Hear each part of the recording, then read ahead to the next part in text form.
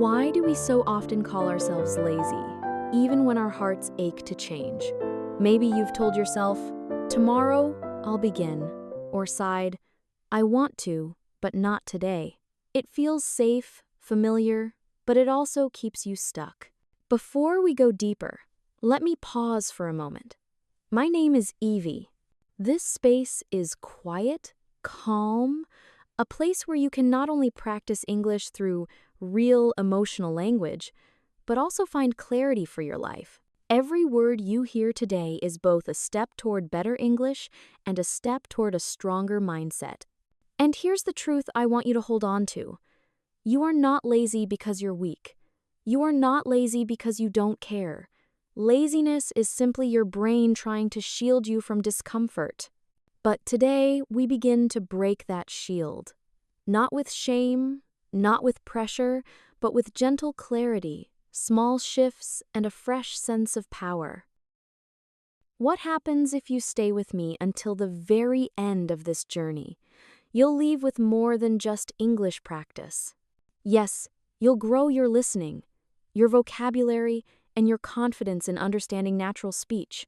But beyond that, you'll walk away with something far more powerful, a mindset shift. Together, we'll explore what really drives motivation, why discipline matters more than waiting for the right moment, and how your brain reacts when you feel tired, lost, or ready to give up.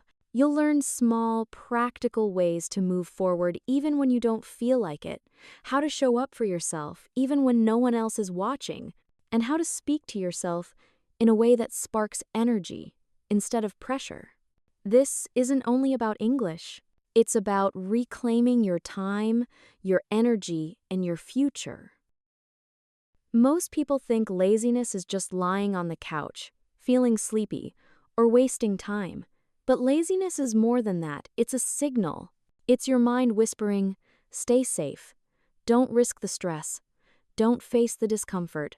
Often, when we call ourselves lazy, what we really mean is we're scared. We're confused. We don't know where to start. And when the brain feels overwhelmed, it shuts down. It says, do nothing. That's easier. But here's the good news. Laziness isn't your enemy. Once you understand it, see it as protection, not failure. You can work with it, gently guiding yourself forward instead of fighting against yourself. Isn't it strange how we so often avoid the very things that matter most? You care about your future. You care about your goals. You want to speak better English, right? Yet still, you delay. Here's why.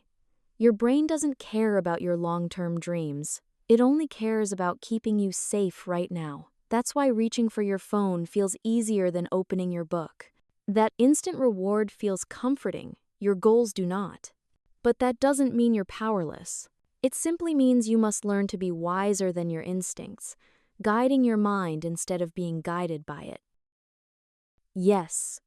In fact, small steps are the only thing that truly can. You don't need a perfect plan. You don't need a burst of excitement. You don't even need motivation. What you need is movement, even the tiniest action. Open your book and write a single word. Play one short podcast. Speak one sentence out loud. That's enough to unlock the door. Here's the magic. Once you start small, your brain relaxes. It realizes, this isn't scary. I can do more. Laziness doesn't vanish when you fight it. It dissolves when you begin. Motivation feels wonderful, a rush of energy, a fire inside. But here's the truth. It doesn't last. Motivation is like sugar, sweet for a moment, then gone, leaving you empty and craving more. If you wait for motivation to begin, you'll wait forever. That's why so many people stay stuck. What works better? Discipline, routine, identity. You don't act because you feel like it. You act because you've decided, this is who I am. Not just a learner of English, an English speaker, building a future one word at a time. Ask yourself, what kind of person do I want to be? Because when your actions flow from your identity, you no longer have to argue with yourself. If you believe you're lazy, you'll behave lazily. But if you believe you're someone who shows up, who takes action, who finishes what they begin, you'll act that way too. Identity-based action means choosing your behavior not from how you feel in the moment, but from who you know you are becoming. And the more you act in alignment with that identity, the more real it becomes. Your environment is stronger than your willpower. Let me say that again. It shapes your behavior more than intention ever will. If your phone is always next to your bed, if your desk is crowded with distractions, if the people around you never talk about growth or learning, laziness will feel natural, even if it isn't truly you. So change your surroundings. Place your books where you can see them. Keep your space calm and clear. Surround yourself with voices that push you higher. Make the environment work for you, not against you. Rest and laziness may look the same from the outside, but inside, they feel completely different. Rest is intentional. It says, I've worked hard, I've earned this pause. It leaves you calmer, stronger, ready to return. Laziness is avoidance. It whispers, I don't feel like it, so I'll do nothing. But afterward, you feel heavier, not lighter. Ask yourself, am I truly resting or am I avoiding? The answer changes everything. The toughest moment isn't finishing or even continuing. It's starting. Before you begin, your mind magnifies every difficulty, every ounce of discomfort, until fear freezes you. But once you take the first step, resistance melts, momentum takes over. So here's the trick. Start badly. Start small. Start messy. Just start. Because the moment you begin, you're already stronger than every excuse holding you back. You might not call yourself a perfectionist, but if you've ever thought, if I can't do it perfectly, I won't do it at all, then perfectionism has already trapped you. That pressure makes every task feel enormous, impossible. So instead of doing it badly, you do nothing, and silence feels safer than failure. But here's the truth. Growth only comes through mistakes, through the messy middle. You must be willing to stumble, to learn, to improve. Perfectionism isn't your ally.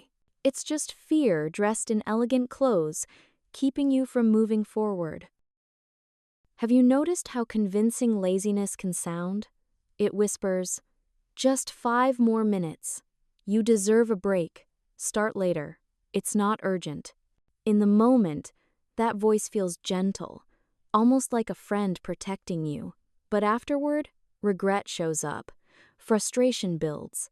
Because that voice doesn't care about your future. It only cares about comfort right now. You don't need to hate it. You simply need to recognize it. And then speak louder. Tell yourself, I care about my future. I don't need to feel ready. I just need to begin. The way out of the lazy loop isn't doing more, it's doing less, but more often. Consistency doesn't mean being perfect every single day. It means showing up even in the smallest way. 1 page, 1 exercise, 1 sentence. That's enough. When you practice daily, your brain stops resisting. The habit takes root, and habits are stronger than moods. You won't always feel like it, but if you keep the promise to yourself, day after day, pride begins to replace laziness. Delaying feels harmless. I'll do it later, tomorrow, next week. But every delay sends yourself a message. I can't trust me. And that message quietly shapes your identity. The more you delay, the more anxiety grows, not only about the task, but about yourself. You start to believe you're unreliable, lazy, not enough. But the problem isn't you. It's the habit of delay, and habits can be broken. The moment you take even the tiniest action, you send your brain a new message. I can begin. I can finish. I can trust myself. Most people wait for energy, hoping inspiration will arrive before they act. But that's backwards. You don't need energy to move. You move to create energy. Stand up right now. Stretch your arms. Take a deep breath. Say something out loud. Walk around the room. Suddenly, you feel different, don't you? Because movement creates momentum.